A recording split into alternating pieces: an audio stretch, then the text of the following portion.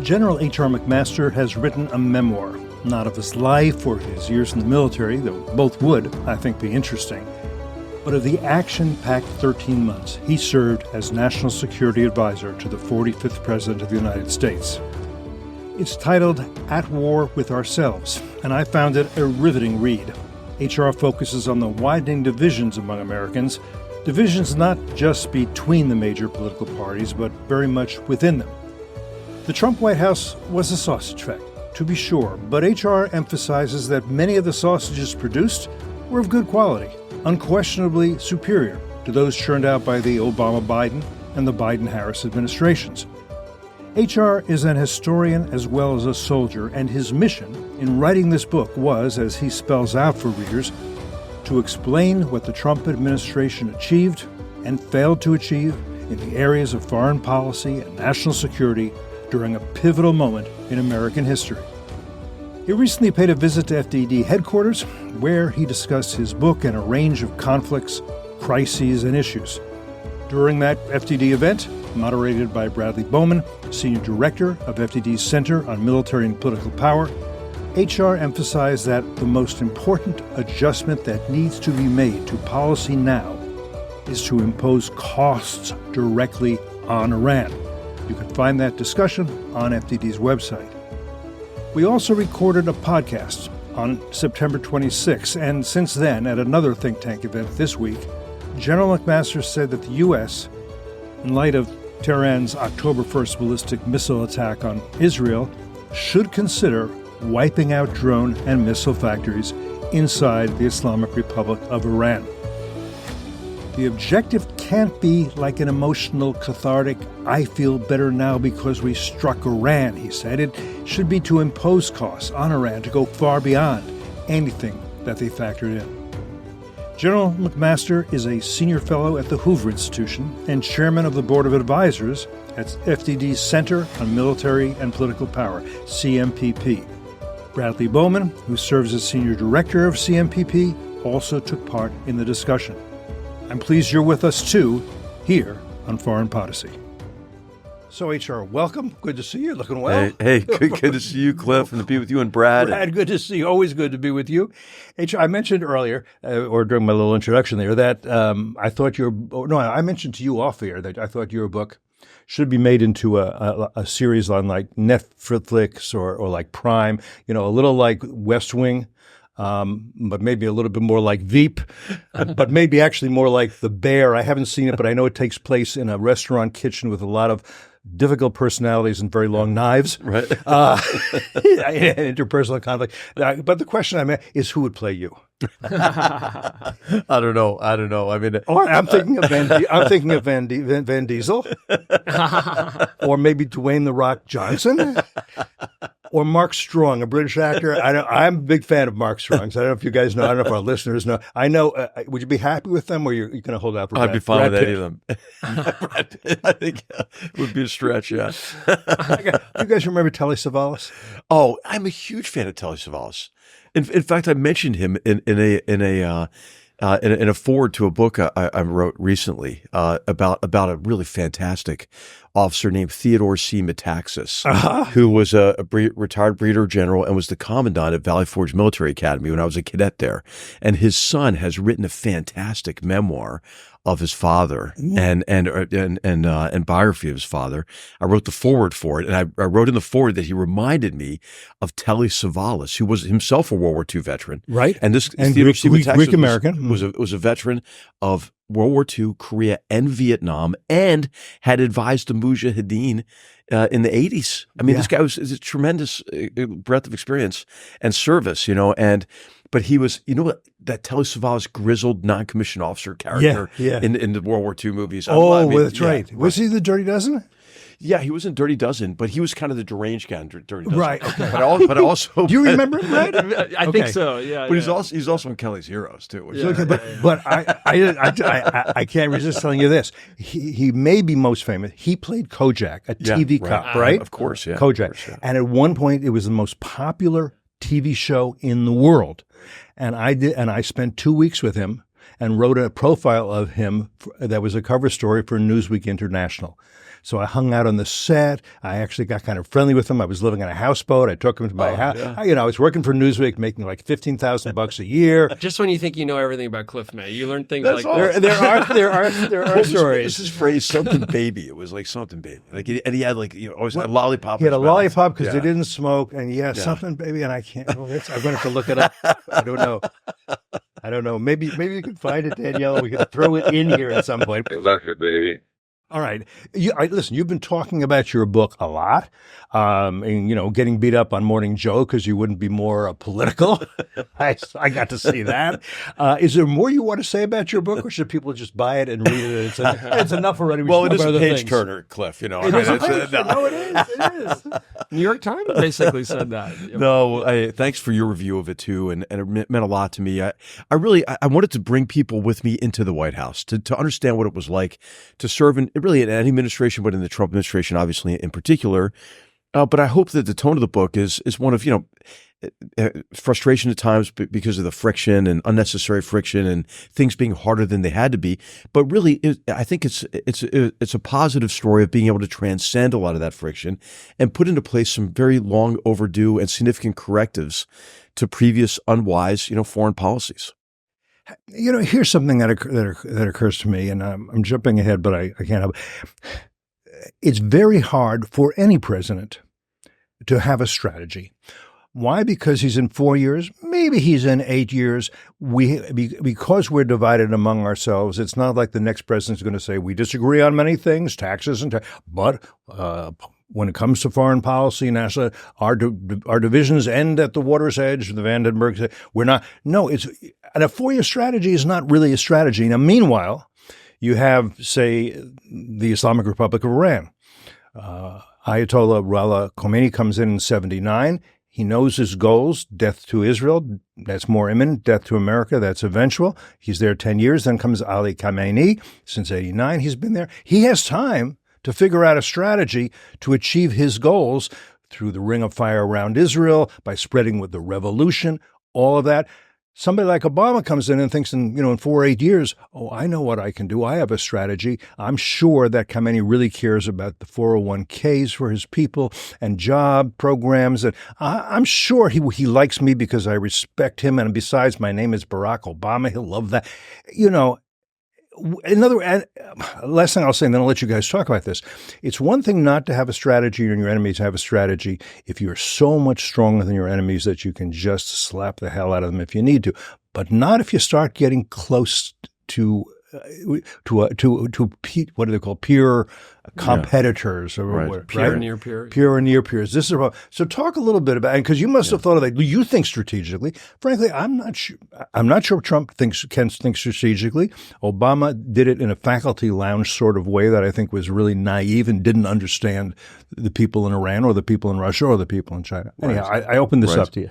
So no, hey, I appreciate it. I mean, what I try to do is provide a corrective to those kind of cognitive traps, right? Of mirror imaging, of optimism bias, and really neglect of history. I mean, I think what you've seen across multiple administrations, even going back to the Carter administration right after the revolution, was this idea that you could conciliate with the Iranian regime.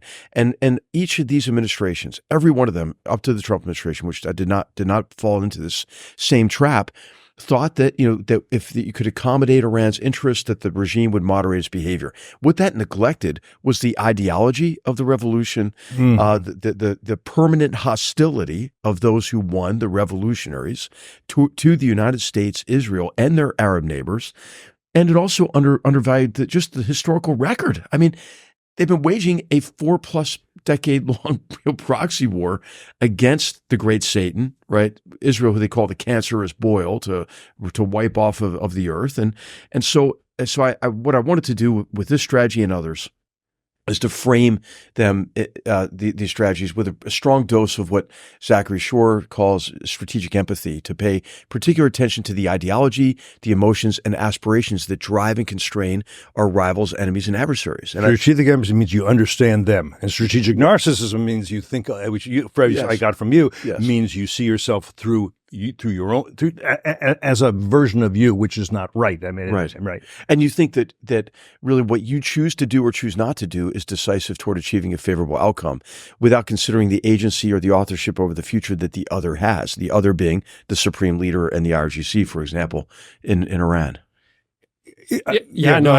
Cliff, it's a great question. One of the things that HR talks about in his book is what they were able to accomplish in those first 13 months. And one of the things that he says that I agree with is it was the most significant shift in American foreign policy on China since the end of the Cold War. And I think with deference to you, what made that possible is that you had someone in the role of National Security Advisor who had studied previous NSCs and National Security Advisors, and you made that list that you wrote about in the book of lessons learned and previous mistakes to avoid. And a lot of people use the word strategy in Washington and don't really understand what it means. It's like, every speech has the word in it, but if it's just as HR knows, if it's just a wish list, that's not a strategy. If it's here's what we've accomplished, look at me, that's not a strategy. It's fundamentally the coordination of ends and means. It's the establishment of priorities. And it's the allocation of finite resources, the mitigation of risk. And if you're not doing those things, it's not a strategy. It's a wish list or look at me, how great I am. And HR understands that because, he's lived it on the battlefield. He's looked our adversaries in the eyes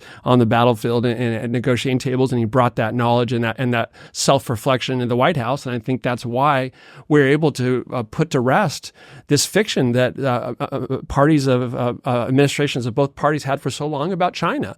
That if we just, as you said so many times in your interviews and in the book, that if we just help them enrich themselves, they'll moderate and they'll buy into this rules-based order. And we now know, with the benefit of hindsight, that was a fiction, and we're now on a better course. And I think that's because of what HR helped orchestrate as National Security Advisor during the first 13 months. And part of what you did there, just with all difference, you were smart enough to recognize that Matt Pottinger, who came in, I think, as senior director for Asia, and then you made him deputy National Security, that he, a Mandarin speaker who was willing to eat the sawdust, as he puts it, of reading speeches and articles written by Xi Jinping, was able to say, look, these guys do not want to be our friends. They mean us. Right. This is what he says. Yeah. And you got that. And that, I think, did change because, and this is, I just want to make this one important point. I listened to your episode with Matt, too. It was fantastic.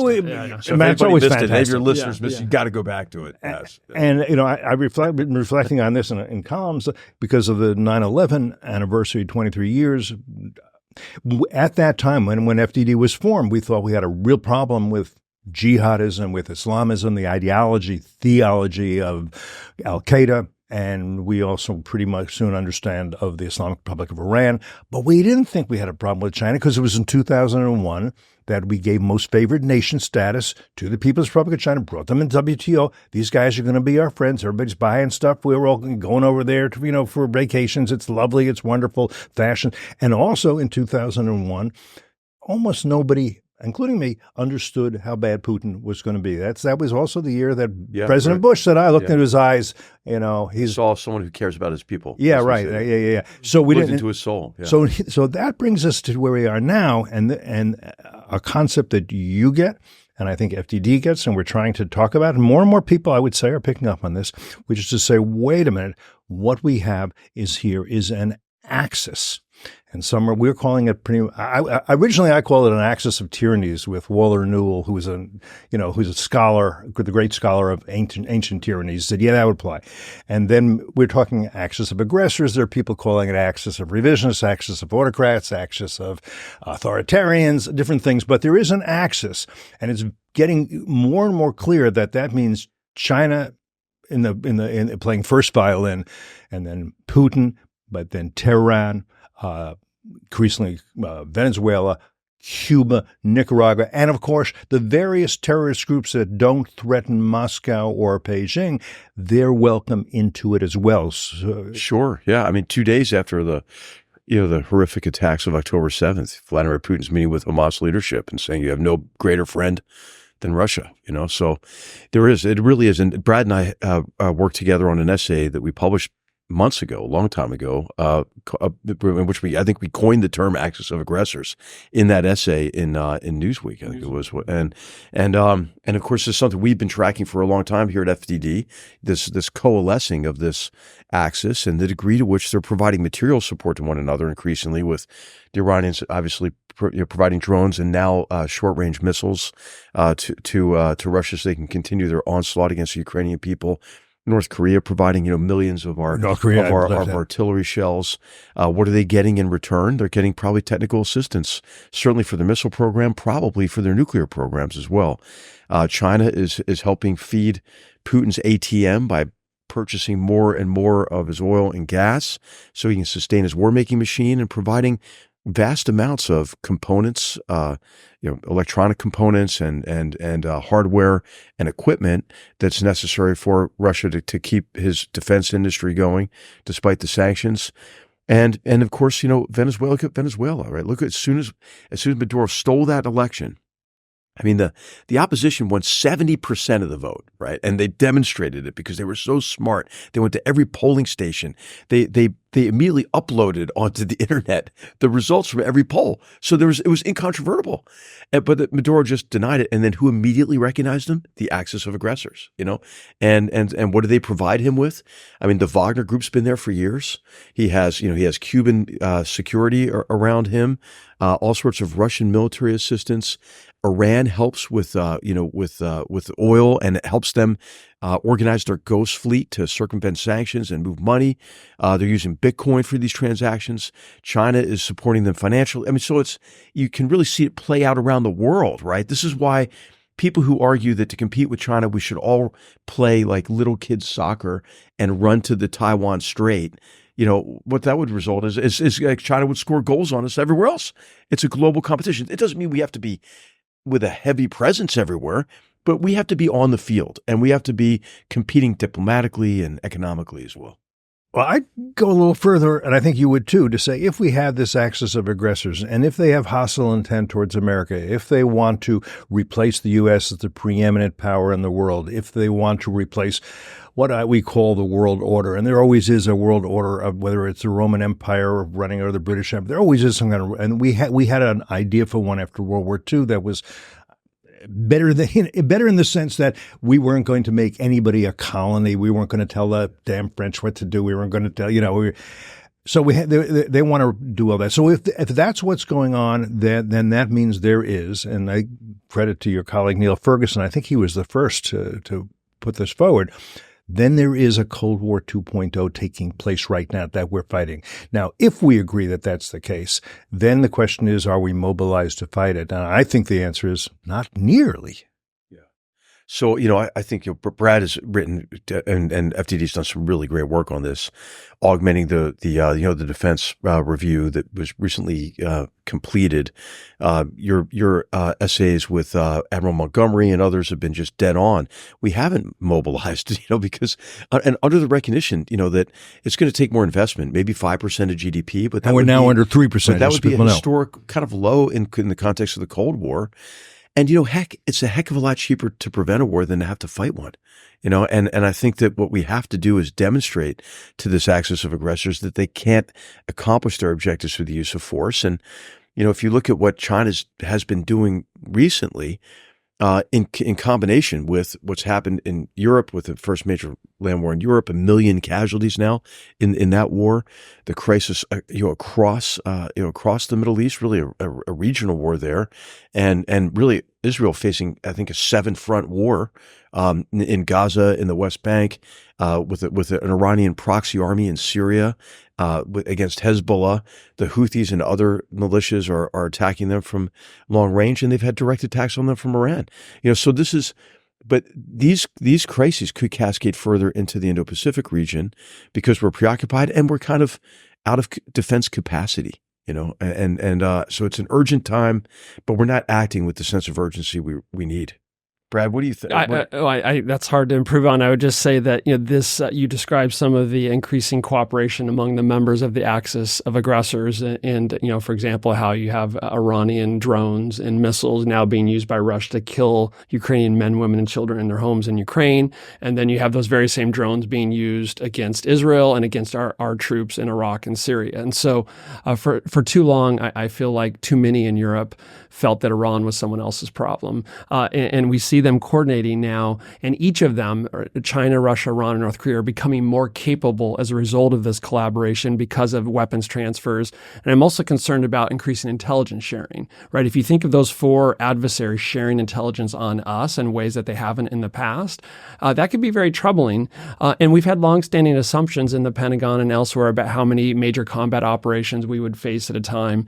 And it's not crazy to think that you could have China and Russia coordinating and conducting simultaneous aggression. In fact, the National Defense Strategy Commission that HR just referenced, led by Eric Edelman, our colleague, who's also on our board, and Jane Harman, whom we respect, said the following: the new alignment of nations opposed to U.S. interests creates a real risk, if not likelihood, that conflict anywhere could become a multi-theater or global war. And so if our defense budget, and we're at about 3% of GDP, we're at about 11% of federal spending, both are nearer post-World War II lows, does not allow us to deal with two major combat operations at the same time, or only one and a half, then that increases the likelihood that our adversaries will roll the dice. And then the last thing I'll say is that HR mentioned our Newsweek piece. One of the main arguments we were making there is that what America does or doesn't do in Ukraine is not just going to affect European security, right? Because we know that the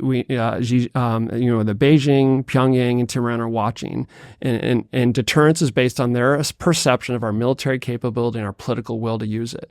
And if we don't have the political will to give Ukraine less than 3.5% of what we spend on the Pentagon over the same time period to deal body blows to the second leading conventional threat we confront without putting a single U.S. service member at risk, why would they think we're going to send hundreds and thousands of Americans to die in the Taiwan Strait? So that will increase the likelihood of aggression. And we even see some leading voices in Washington threatening Taiwan. Hey, spend more on defense. How foolish is that? That increases the chances of aggression that we're all trying to deter, because as HR said, deterring is a lot cheaper than dealing with the war you could have prevented. Yes, and this is something I've learned from you, and I want to, I guess we say foot stomp this, but it was just very important to say, deterrence may be expensive, but let's be clear on this. Deterrence, however much it costs, is cheaper than a war. Even a war you win, but it's really cheaper than a war you lose. And the only way deterrence works, again, I've learned this from you guys, is if your adversary believes you have capabilities that far exceed his and the will to use them. Both those things have to be in play. That means you don't want, and I've heard you talk about this, I can't remember, and write about this, the last thing you want, and this gets back to strategy, the last thing you want is a balance of power.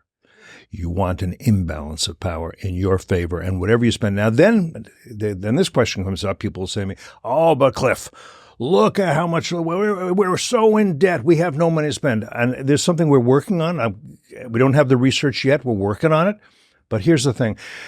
McKinsey believes that globally about $5 trillion a year, $5 trillion, is being spent for an energy transition that I got to tell you, I am convinced is totally bogus. And whatever you think, it will not have an impact on the climate, not least because the People's Republic of China right. and India, they're building coal plants, and they're going to continue. It's not going to happen. Kerry went to convince them, we have to fight this. They blew him off. It's not going to happen no matter what we do, no matter how many EVs we produce with Chinese batteries, by the way. Right, and EVs, that the components of which are manufactured in China with electricity generated from coal-fired plants. Yes, of course, that's right. And the environmental damage done with it in Congo in terms of getting the materials, the cobalt, all of that stuff. So if $5 trillion is what's being spent annually, it's mostly being spent, you got to figure, by the U.S. and the Europeans, like Germany, right? Probably the U.S. is spending at least $1 trillion of that $5 trillion. Again, we need some research to figure out. If you could not spend that and add $1 trillion to the defense budget, that would more than double the defense budget right there. And by the way, It wouldn't affect anything in terms of climate. People can still move to Florida as they are and turn on the air conditioners. And of course, the big problem with the debt and now service on the debt is really the non-discretionary part of the budget. And so if you're gonna make progress on paying down the debt, because it is a big issue. I mean, service on the debt is now really at parity with our defense spending, and this is what Neil Ferguson pointed out a long time ago. I think it was called Ferguson's rule, that any country that spends more on its debt service than it does on its defense will not remain a power for very long. So we do have an issue. I mean, but I think energy is part of the solution. What if, instead of what the Biden administration has done, which is declare a moratorium on LNG export facilities, that we exported more energy in the United States, drove the price down, maybe taxed that a little bit, paid down our debt, and by really cheaper natural gas, you help people bridge away from coal. You accelerate natural gas being cleaner than coal. You accelerate nuclear power. Like you see Microsoft doing now with the reactivation of 3 Mile Island in Pennsylvania, because of the energy demand is going way up for all sorts of reasons, but artificial intelligence is one of those reasons, and the computing power that you need.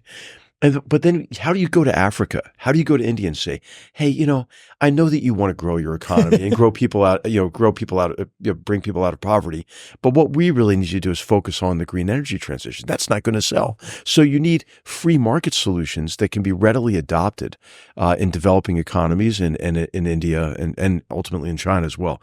So, I mean, I think the whole approach has been wrongheaded. What we need, and this is what any new administration coming in should do, is have an integrated approach to energy security, national security, and the reduction of man-made carbon emissions. When you separate those three, and you do what this administration has done, which is just focus on man-made carbon emissions reduction, you get the opposite effect. I mean, these are people who canceled a Canadian pipeline, right, and then greenlighted Nord Stream 2. Right. So, I mean, not even understanding the connection between energy security decisions and national security decisions. And if you ask yourself why this administration decided to greenlight the Nord Stream pipeline, two pipeline, which is a pipeline from Russia to Germany, bringing in energy supplies, natural gas in particular, I believe, my guess is this was thought of, this will help, this will conciliate Putin. He'll be very pleased. I remember talking I've talked to you about this, talking to German diplomats way back when and saying, hey, you're addicted to Russian gas. And it's, no, the Russians are addicted to euros. It's really, Putin wants our money. That's much more important. Right, I said, I don't think you understand Putin. And he has money. That's not his problem. This is what, I read about this in the book about President Trump's meetings with Angela Merkel. And he was dead on this. He went to the 3 Seas conference in Poland and made the same points. He said, you're addicted to Russian oil. This is bad for you. That you're giving Russia coercive power over your economies. He said, why are we defending you when you're not paying your dues, which what he meant was investing in your own defense, and you're defense, feeding Putin's ATM, by purchasing his gas. And he had a point on all this, and I think now, I mean, my old friend Christoph Heusgen, who was Angela Merkel's national security advisor for like forever, and I used to say to him, I said, Christoph, after doing this job for so long, how is it that you're still alive? But he's a very good guy, but he had to, of course, relate Angela Merkel's position. Now, he's admitted to me, that the whole time he didn't believe it, that it was a mistake to give Russia coercive power over Germany's economy. I see you script. I don't pretend to be an expert on energy, but just I think of it through the lens of national security foreign policy. And I was in Germany in 2019 talking about Chinese military civil fusion and explaining to some of our German allies how there's some things more important than market access and revenue. And it's it's like not helping our enemies kill us with their technology in the Taiwan Strait. And that ruffled a few feathers. But the thing that really ruffled feathers when the obnoxious visiting American, had the temerity to mention Nord Stream. And it's like back off, none of your business. business. Who are you? I mean, that was of the 5-city tour. That was where I got the most heat. It's like, well, that's interesting. And I think history proved HR right on that one. HR often talks about the integration, synchronization, coordination of tools of national power to defend ourselves and our allies and do damage to our adversaries. Well, America is an energy superpower, but sometimes we don't act like it. And countries around the world have energy needs. And if we're not meeting those needs, then countries like Russia will. And that has foreign policy. Qatar signing all kinds of LNG exactly. deals, because we declared the moratorium on new export facilities. And so the countries who have the demand, who require more natural gas are signing deals with anybody but us right now. Well, and this quick digression: Qatar is a small country, 350 or so people who are citizens, many people who live there and do various work who are not citizens and never will be. But it's usually rich because America didn't act after World War II like an imperialist power. We said, hey, we're not going to take from you like imperialists often do. Your natural resources, we're going to buy them at a market rate. That's who we are. And what the Qataris have done is said, this gives us enormous, enormous power. And how can we utilize this power? Well, we'll start Al Jazeera, which will be a medium of propaganda, and I would say throughout the Arab world and through much of the Western world as well. Right, propagate the Zionist Crusader conspiracy, and turned killing Americans from extreme into mainstream, and did this after 9/11. Yeah. And corrupt University Middle East Studies Department, not the only source of corruption, but it's an important source of corruption. Bankroll Muslim Brotherhood organizations around the world, which are in many ways the gateway to Salafi jihadist organizations. Yeah. Right. And say, hey, we're gonna host Hamas leaders here and Taliban leaders here, but we'll act as mediators. We can be very helpful to you. And we say, oh, wow, that's so great. That's so cool. Thank you very much. Except they don't, because, for example, they didn't say, wait a minute, Hamas took Americans hostage? We have Hamas leaders here. We're going to sit them down in a chair with bright lights and tell them they got to do something about it, because that's not what we expect of people we host, because America's our ally. Actually, America made us a major non-national ally, so we have obligations to America, and American diplomats didn't say that. And that gets to my next subject, which is diplomacy. And the failure I think, certainly the current administration, others too, we can talk about, to understand how diplomacy works. Right? How does if we have a dispute? This is what you hear from this administration all the time, right? We need more diplomacy. A diplomatic solution. Aggressive diplomacy. A diplomatic surge. Robust diplomacy. What does that mean? What are you talking about? I mean, I had a whole list of words in the National Security Council staff that were outlawed, that you could not use. You could not use robust. Right? No robust. Oh, my God. I don't know if they've seen the Veep episode about robust. I'm sure I saw it years after I outlawed the word. I saw that episode.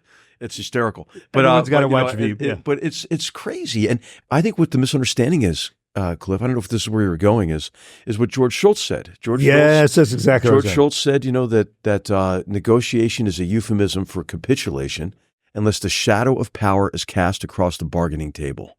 And they don't understand the integration of what you're doing militarily with what you're trying to achieve diplomatically. Yeah. Look, if the U.S. and Canada have a dispute, we can send our diplomats in and find a compromise for it. I'm sure that works. Yeah. But when you're talking about Islamists, communists, it's usually about dairy or lumber. Well, I may write about this. Do you know? I was looking this up yesterday. There is a tiny barren island off the coast of Maine that is in dispute between the U.S. and Canada in terms of who actually owns it. And there's a little lighthouse with Canadians in it, but we don't recognize it. But anyhow, I think you could actually, a diplomatic surge, we could figure this out. Maybe we could build competing islands out there. We could, we could do that too. The Chinese. But when you're talking with revolutionary Islamists, when you're talking with Chinese communists, when you're talking with imperialist fascists like Putin, I don't think it works like that.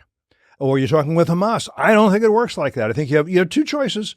It seems to me, tell me if I'm wrong. One is you can bribe them. You can see if that works. Hey, we'll give you a lot of money. Will you do what we want? And I think, for example, the JCPOA, which the Joint Comprehensive Plan of Action, was an attempt to bribe. We'll give you a lot of money. If you get richer, you don't need to build nuclear weapons quite yet. Doesn't that make sense to you? And they might think, yeah, we can delay it for a few years in order to get all this money. Why not? But it was only delaying. At least it wouldn't be under the Obama. But if you're not going to, so that's what you can bribe. But the other thing is you have to coerce. It's got to be, I'm going to make you an offer you can't refuse. Because you have to understand the shadow of power, real power is behind me, and you do not want me to use it against you because we will hurt you. And it gets to things like, I want to hear anything on this, but I did want to talk about the Houthis. Why do the Houthis upset me? They are a non-state actor. They are a terrorist group. They're a proxy of the Islamic Republic of Iran. H.R., is it really possible that the U.S. does not have the power to defeat or even deter the Houthis? What does that say about our military? Absolutely. Or about not our military? Well, it's really about not allowing the military to do what it could do. Remember how long it took just to authorize strikes against the launch facilities and launch platforms rather than shooting down these missiles. Every one of those missile shootdowns is a diving catch, in the Bab el-Mandeb. You have an IRG strategic strait in the between the Red Sea and the Arabian Sea. You have an IRGC general officer who is in Yemen orchestrating all of these attacks. IRGC being the Iranians, yeah. Right, and then you have an Iranian ship anchored just off of Djibouti, collecting all the intelligence. And so I just don't understand, why is that IRGC officer still alive, and why is that ship not at the bottom of the strait? I mean, I don't understand it. And then also with the Houthis, we have asymmetrical advantages ourselves, right? We have combined arms formations. We don't need to occupy, Yemen or anything. But I think this is a situation in which a raid, to destroy the enemy, as much of the enemy's infrastructure as possible, would be an option to present to the president, right? There are risks and there are downsides to all of this. But, we often lament the asymmetrical capabilities of our enemies and adversaries without acknowledging that we have our own asymmetric capabilities and oftentimes just don't use them. Yeah, I mean, it seems to me with the Houthis, that they're, as you say, instructed by Iran. You should not sink one Iranian ship that's involved in targeting, and that sends a very clear message. Then the diplomats can come in, but you should also say to the Iranians, this is going to stop. If it's not stopped by next Tuesday, you're going to pay a severe price, and that could mean an Iranian port.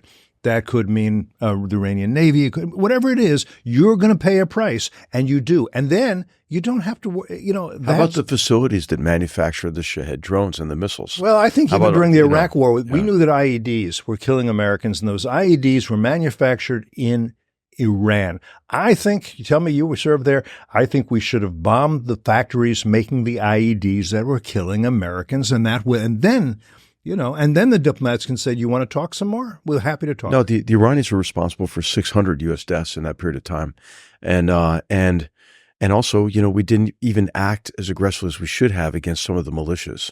So in the Soleimani strike, when the Trump administration killed Qasem Soleimani, they also killed one of his Iranian puppets, Abu Mahdi al-Mohandas.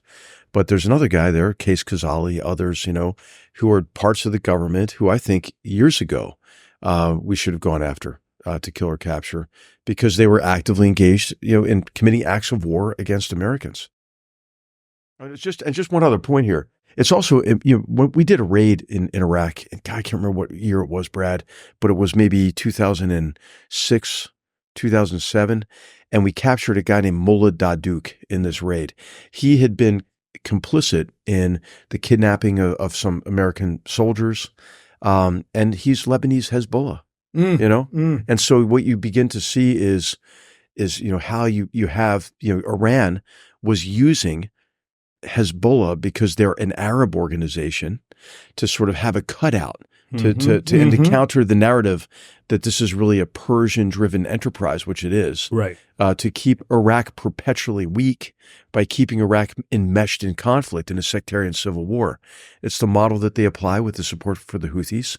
It's the Lebanese model, right? It's the Hezbollah model, right. But it's also what they're doing with the support for the Assad regime as well, And so we have to consider the Middle East is important for a number of reasons, right? For we have real interest there. We have, obviously the energy market is a reason, but countering Iran is important, not only to our own interests, but to the protection of Israel. And then also, the Middle East is an arena of great power competition, much like we were talking about Venezuela, for example. You have Russia, who wants a warm water port and an airport and wants to keep Assad in power, wants to have influence across the region through arms sales, but also by posing as both the arsonist and the fireman in the region. And then you have China, right? China wants us out of the region desperately because they don't want the United States to have the keys to their gas station. So we have tremendous geostrategic advantages associated with our relationships and a sustained commitment to the Middle East, not to conciliate the Middle East furies, but to counter Iran and to also compete effectively against Russia and China, which are all too eager to fill any vacuum that we leave with our continued, profession of our desire to get the hell out of the region. And we never really leave, but we always say we're going to leave, which creates doubts among the Gulf states and others who then think, well, should I bandwagon with China instead? Right. Should I hedge with Russia? Right. We mentioned George Shultz's quote earlier, and I love that quote. And I used that a couple of years ago with Mark Dewitz in an op-ed. And we're talking about this relationship between power and effective diplomacy. And in a monograph that FDD recently published that I co-authored with Ord Kitri and Behnam Bentaleb, and Behnam really did the great work on this part of the monograph. Went back and looked at multiple case studies over years in terms of where we effectively deterred Iran and where we didn't, and tried to draw out key principles that could be used now to dissuade them from making a sprint to a nuclear weapon between election day and inauguration day, because a lot of people, including Senator Graham, believe there's a real window of danger there if we're not careful. And so that was kind of the focus of this monograph. And in my section came up with more than about a dozen recommendations that could be done in the next few weeks to try to shift their cost-benefit analysis. And HR lived this in Iraq and saw elements of it also in Afghanistan. But when we are strong, the Iranians back down. It's just, it's like, ooh, that's a big insight. Well, I mean, but that insight doesn't inform American foreign policy. It's like, well, you're saying something obvious. Okay, but it's not informing this administration's foreign policy. They say, we don't want to fight. We don't want to fight. We don't want to regional war. We don't want to escalate. We don't want a regional war. I mean, see previous 30 comments on playground. I mean, did you not learn on the playground? If you tell the, I don't want to fight, I don't want to fight, you're going to get smacked in the face again. I mean, duh, right? And if you don't believe me, look at our FDD attack tracker, which we've been maintaining since for quite some time now. Since October 17th, there have been 175 attacks on U.S. forces. 170. I mean, don't let that wash over you, listener. Our sons, daughters, brothers, sisters, husbands, wives, neighbors are to raise their right hand, send me, standing between us and those who want to kill us, and they've been attacked 175 times since October 17th. How many times have we responded? 11 to 12.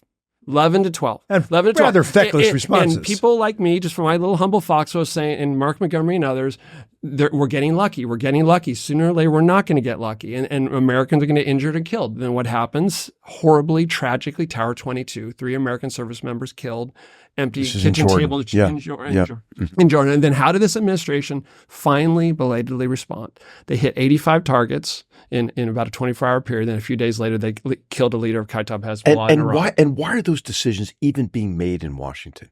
If forces are attacked in the CENTCOM area of responsibility, the CENTCOM commander should be able to immediately respond. When the Wagner Group attacked our outpost, with us and Kurdish forces were in early 2018, we responded with everything that was available. And killed all of them, as I understand it. Absolutely. Yeah. Well, no, until they begged to be able to for a ceasefire. At first they said, well, that's not us, in the deconfliction line.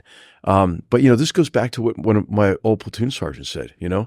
He said, if you're in the U.S. military, if you mess with one bean, you mess with the whole burrito. And so there's a strategy. The whole burrito should come down. That's what I want. That's a strategy we should have. And you know what happened after? And we wrote about this in a subsequent op-ed using our tracker data as the foundation. After we did that, after we hit 85 targets and killed a leader of Kataib Hezbollah, we had, I think, don't quote me, 22 weeks with like almost no attacks on our forces. It's like shocking, right? Because They messed with us and they got the whole burrito, and they learned something, but that doesn't last forever. It erodes and has to be maintained over time. And now this administration, Cliff, I know as we're recording this, right, we've seen over the last 3 or 4 days a major escalation in the war between Israel and Hezbollah, and we may be getting to that in a moment. And what are the Americans and the French, not the Americans, what is this administration and the French doing? De-escalate, de-escalate, de-escalate. Pressuring And Israel, UK, everybody, and pressuring Israel to, and this goes back to power and diplomacy, right? There's this thing called UN Security Council Resolution 1701. There's this thing called UNIFIL, UN Peacekeeping Force, thousands of forces whose job it is to enforce It's a great monograph, by the way, that FDD has out on this, on the failure of Thank you. UNIFIL. And Israel's been saying, hey, we have more than 60,000 of our citizens who aren't in their homes. We're getting the day after October 7th, the worst single-day attack on Jews since the Holocaust. The very next day, Hezbollah starts attacking Israel. Israel says this is not acceptable.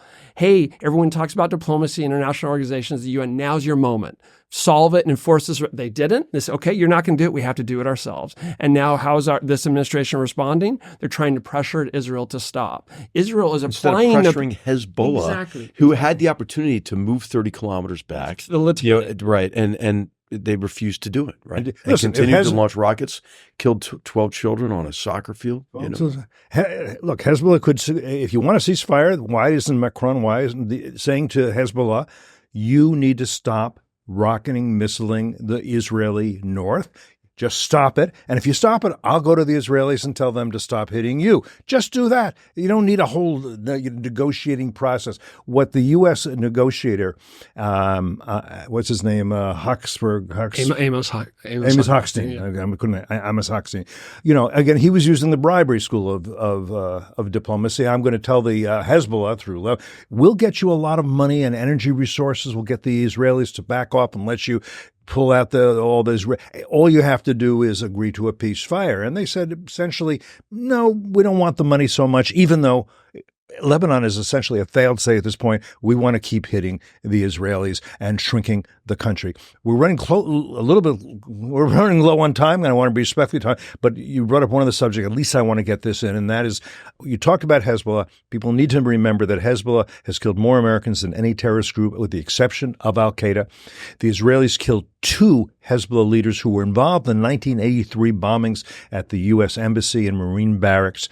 248 Marines lost on right. that day. They'd also bombed our embassy, killed some of our embassy employees, and then they'd also attacked French paratroopers on the same day as they attacked. And by the way, they kidnapped a CIA bureau chief in Lebanon. People don't know about many this, people, right? But they tortured him for years. Yeah. And for some reason, the U.S. over all these years, they had a bounty on the head of both of these guys. But we couldn't or wouldn't find them. The Israelis were able to kill them and won the same, within that hour. And right after Prime Minister Netanyahu gave a speech in the United States saying, "Our enemy is your enemy." So it was quite the timing was helped to make that point. But this worries me, because when things are done to us like that, or the Saudi ambassador, this attempt to kill him in Georgetown while he's taking his chicken cacciatore, we say, well, we will answer this at a time of our own choosing, and that time never comes, and that's not good. But the thing I definitely want to hear you talk a little bit about is Israel exercised against Hezbollah in recent days, as we're recording this, capabilities that a lot of experts in intelligence and military affairs didn't think they quite had, and particularly the utilization of what I think Michael Duran gets credit for the phrase "grim beepers." I didn't want to steal it from him, though he's stolen many good lines from me. Yeah, he deserves it. He deserves it. But I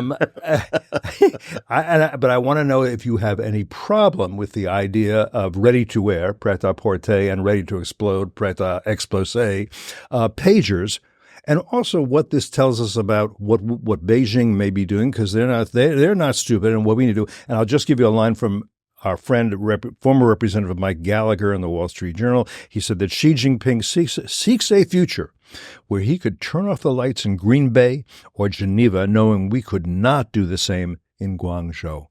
So this is an area of real competition. Absolutely. So, I think what this does, well, first of all, I just want to say this was a just attack, right? I think if you look at just war criteria and the principles of discrimination and proportionality, right? These were people who were actually involved in planning and about to execute a major attack on October 7th to celebrate the mass murder, mass kidnapping, infanticide, rape, mass rape attacks against Israel. So they knew that these pagers, who has pagers anymore? Nobody. Well, no, they ditched their cell phones and took pagers from safe. So you know that this is Hezbollah leadership who has these pagers.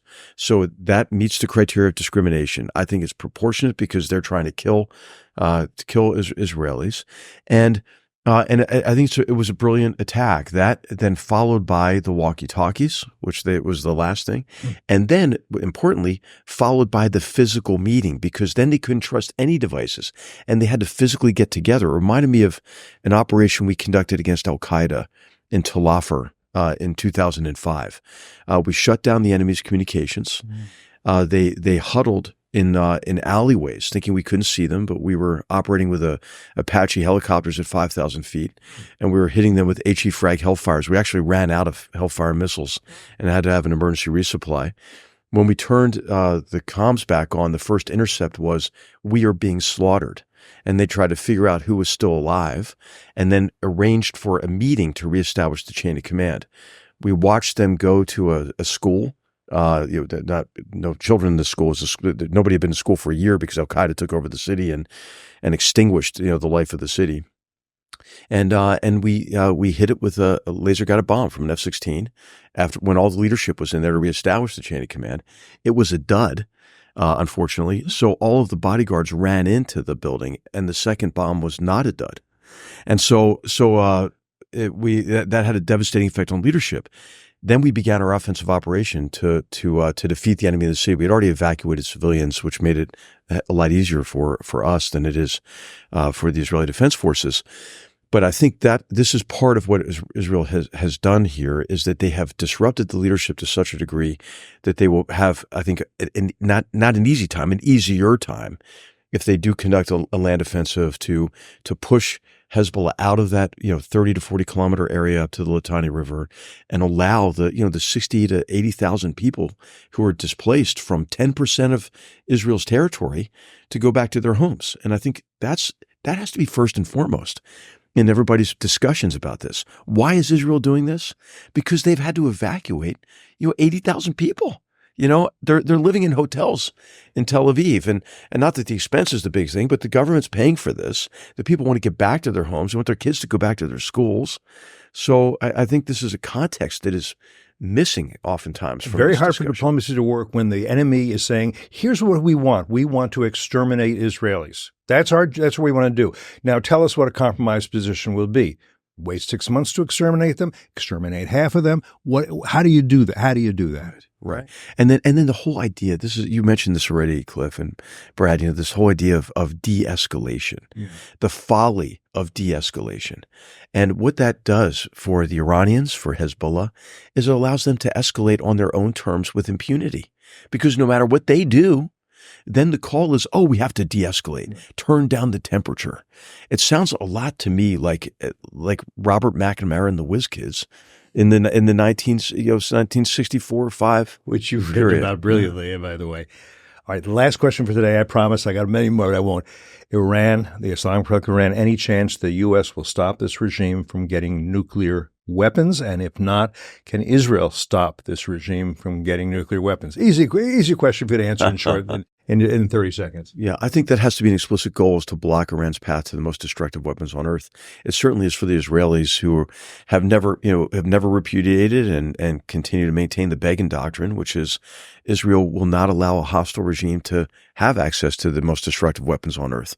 So I think it's inevitable that Israel will do everything it can to deny that capability. I think what you'll see is maybe more unexplained explosions. You'll see what we've seen over the years with direct action in Iran.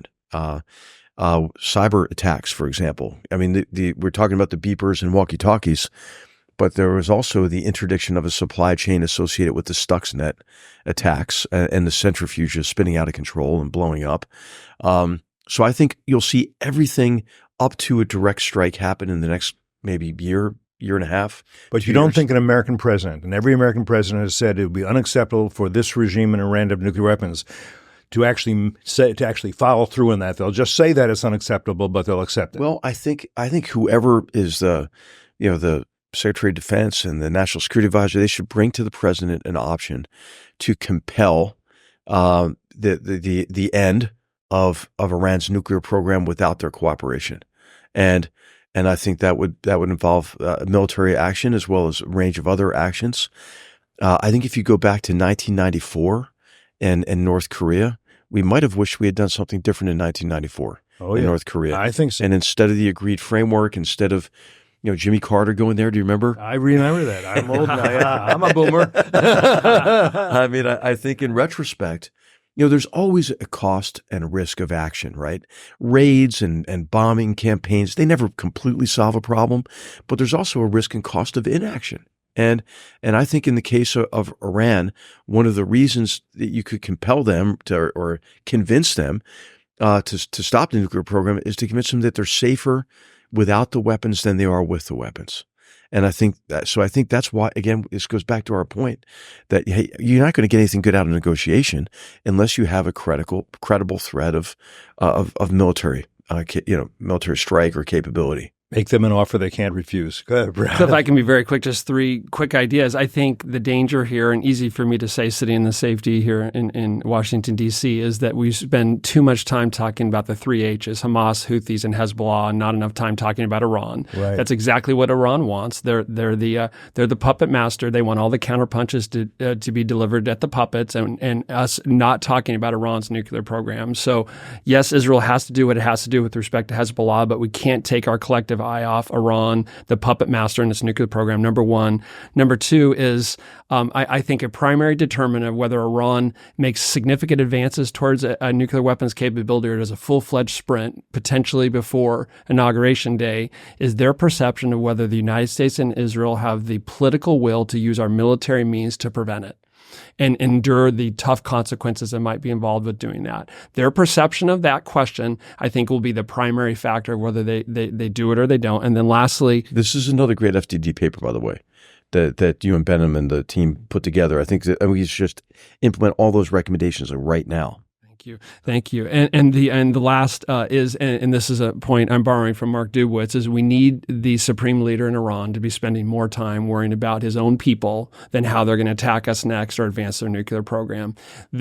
China, Russia, and Iran, and others are conducting information war against us. We wrote the Cognitive Combat monograph on this, yet we're reluctant to do information war against them because that would be provocative and destabilizing. So why the heck are we not implementing information warfare against China, Russia, and Iran, exposing corruption, hypocrisy, abuse of their own people, how this regime is more interested in exporting terrorism than the welfare of the Iranian people? Why are we not doing that? So I think those 3 things will determine largely whether we're confronting a sprint to a nuclear. That is such an important point. I mean, I think what you need is you have to really 3 critical tasks. One is to clarify our intentions, right? Our intentions are to defend ourselves, right? To stop this, this sustained campaign of subversion and murder, across the region. The second thing is you have to counter enemy disinformation and propaganda. And the third thing you have to do is really help trace the grievances of the populations in these countries back to who's causing those grievances. Mm-hmm. And there's a lot of these protests in Iran over the last couple of years. They were chanting, America is not the enemy. The problem is right here. Yeah. Death to the dictator. And right. If you remember, Yes. Obama, are you with us or against us? Yes. I would love to go on. I have plenty more, but I won't because I want to respect your time. I go a big day today. Thank you for your service today. Thank you for being with us today. Thank you for the guidance you provide, HR. We really are grateful and value it. No, I learned so much from FDD all the time. It's a real privilege to be associated with you and the team and Brad, and what the center's doing is fantastic. Really fantastic work. Brad, thanks for everything you do and all the great work you do here. And thanks for all of you who have been with us today for this conversation here on Foreign Policy.